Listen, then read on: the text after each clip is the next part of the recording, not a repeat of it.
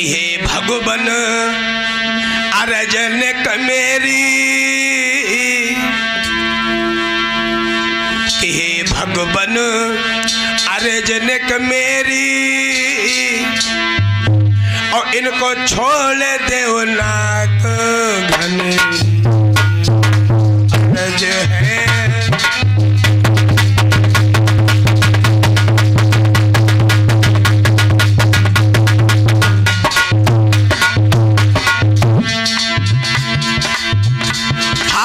जोड़ कहे तुमसे दासी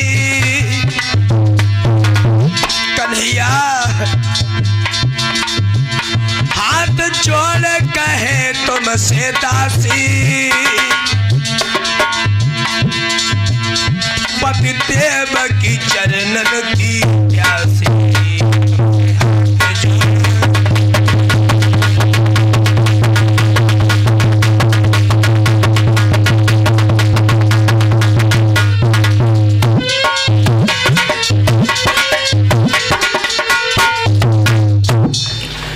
कदम से कहने लगी महाराज तुम जिस काम के लिए आए हो वो काम कर लो, तुम्हें कोई नहीं रोकेगा, लेकिन हमारे पति को छोड़ दो।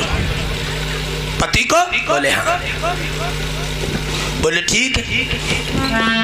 भगवान कन्हैया कहने लगे हमें इससे कोई मतलब नहीं है, लेकिन एक बात है। बोले क्या बात है? बोले अब इसे एक शर्त पर छोड़ेंगे। बोले क्या शर्त है?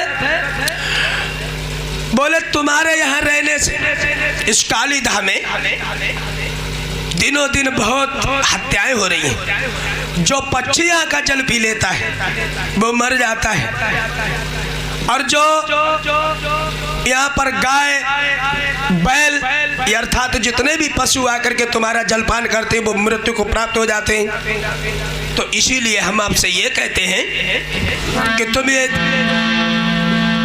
कालीदाह जो स्थान है ना, इसे छोड़ करके चले जाओ, अपने रमणदीप चले जाओ। तुम यहाँ क्या लेने आए हो?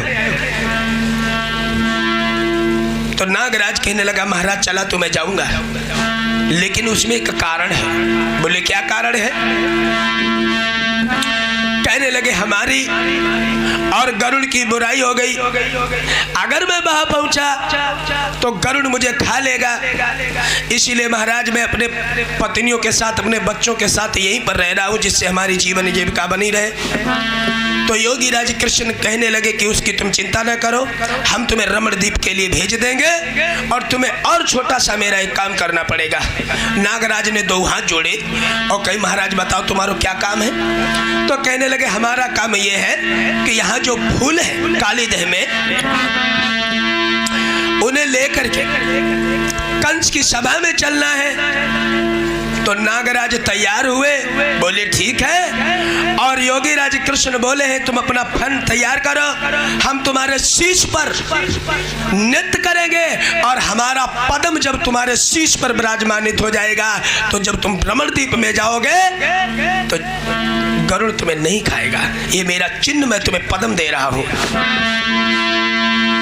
हाथ जोड़ी कर नागने कीनो बहसे प्यान, माता जी के साथ ही लौटाए घनश्याम।